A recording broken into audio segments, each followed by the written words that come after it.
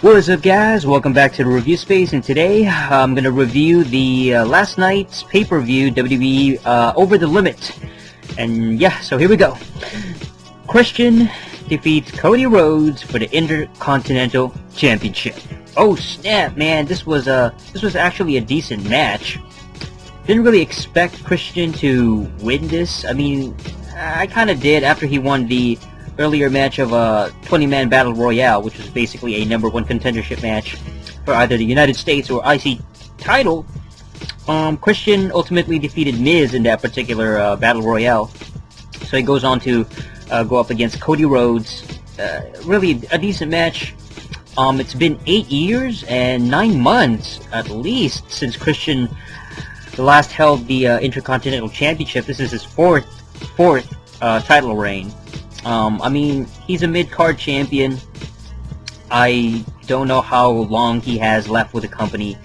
He's a former, I guess, a former 2-time world champion. I mean, I really don't know. I think that this is a good thing, though, for Cody Rhodes, now that he finally, this could be the platform where he moves on to bigger and better things, instead of just lingering around in the mid-card. Christian winning it, yeah, it's kind of cool, man. I mean, it's nice that he has a belt, but you know, sooner or later he's gonna drop that title. Probably more sooner than later.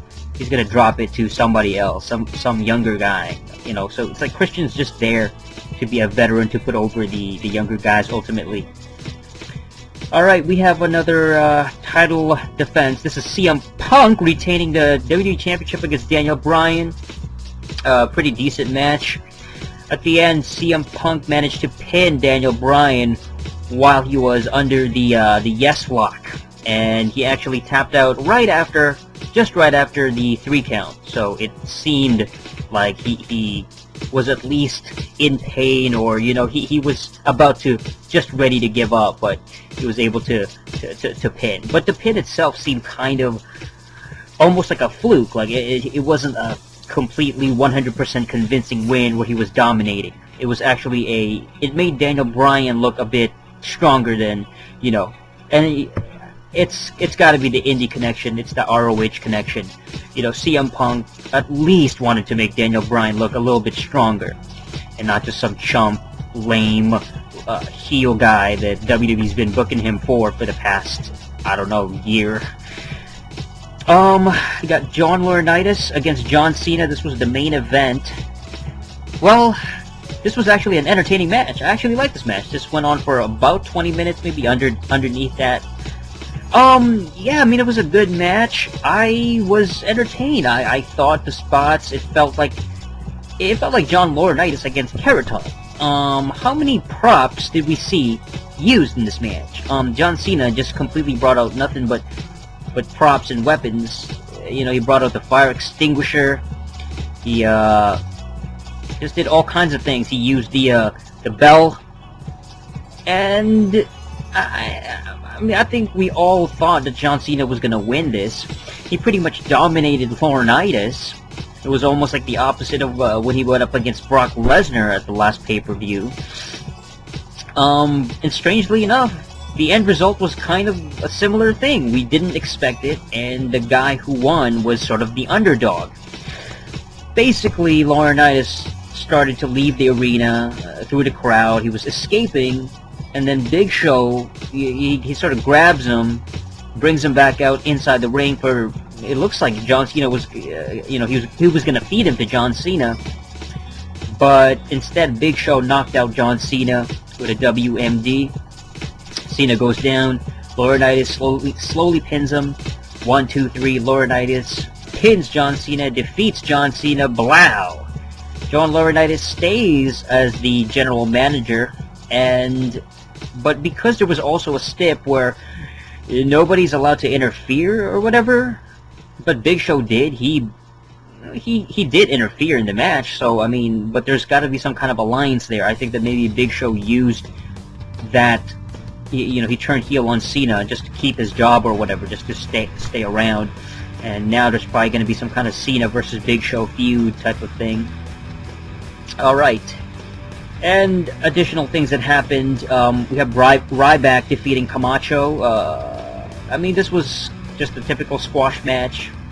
Camacho did look a little bit stronger than his previous opponents, but Ryback still dominated. I like Ryback. This probably wasn't his best squash match, though. I just thought it was a little bit... Maybe because it was late into the pay-per-view that it happened. It wasn't as interesting as maybe like a regular SmackDown squash. It was just like, oh, okay. You know, we kind of expected this. It wasn't really a big deal anymore. Brodus Clay coming out and facing off against Miz. Miz earlier was basically dancing like Michael Jackson and claimed to be the best or the better dancer. Brodus Clay defeats Miz in a singles match. I mean, it's interesting because they really market Brodus Clay as a children's gimmick kind of thing where the kids really get into it. They start dancing in the ring. And he's for the kids. He's a PG era style of gimmick. It's alright. I think the crowd might be a little bit... They weren't really as into it anymore because Brodus is just kind of doing the same thing. He's very limited in the ring. I like the little spot where he sort of did almost like a carry... Or, no, not carry man's... No, it's a fall away slam. There you go. It's a fall away slam to the Miz on the second rope, I think. I mean, it is what it is. Miz lost, putting over other people. You know, he's sort of in the doghouse right now, but at least he's in the pay-per-view to begin with. Sheamus retaining the World Championship against Del Rio, Randy Orton, and Chris Jericho. Don't think anybody was surprised by this. Sheamus had to really win this. He's a WrestleMania champion after all. It just wouldn't really make sense for him to lose it right away. So this was really no surprise. I really couldn't see any of these other guys winning it. It was pretty much a meaningless win, though. Like, it just... who cares? I really wasn't interested in the match itself. Layla defending against Beth Phoenix for the Divas title. Layla was able to defend it successfully and retain. And Kofi and R-Truth defending the World Tag Team titles, or WWE Tag Team titles, against Dolph Ziggler and Jack Swagger. Alright, so that's pretty much it. I mean, that was over the limit. Really, I think at least half of this pay-per-view was very... I wasn't really interested in the card that much. Like, I just wasn't really into it as much. I was probably most looking forward to the Laurinaitis thing. The thing with the Laurinaitis match was I thought that maybe he was going to actually have some offensive moves and get more in there, show his talents and whatever his stuff from Japan. But he really didn't do anything. John Laurinaitis just didn't do jack squat. He was basically just a punching bag for Cena the whole match, pretty much, and then he got a fluke win after Big Show interfered. He did kind of get some offense into Cena when he was leaving, and then Cena tried to get him back, and then he hit Cena's elbow, and he got some offense in there, but it was just like kicks, and he hit him with a steel chair, and, you know, it just wasn't really a technically impressive match, but it was still relatively okay for what it was.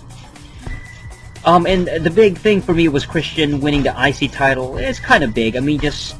I don't know, at least there was a title change. I mean, you know, I dig the Ryback squash match just because, well, Ryback's kind of cool. I mean, I'm liking it. And the CM Punk Daniel Bryan match was decent.